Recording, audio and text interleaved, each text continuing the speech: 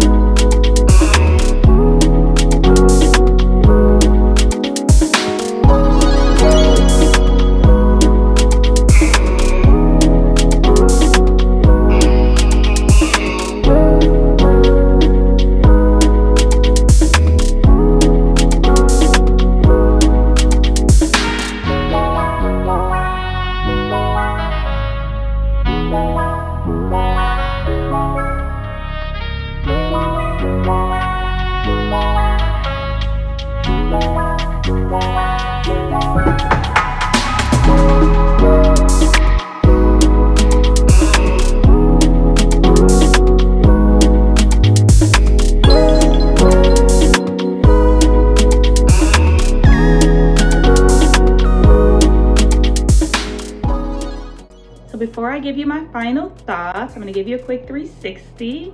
Let you get into these twists. It's our 18 inches.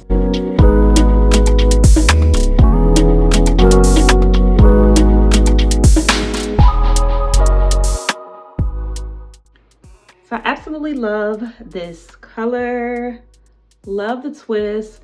The hair was super easy to manipulate, no tangling or anything like that. The only thing that I'm not loving is how the ends look.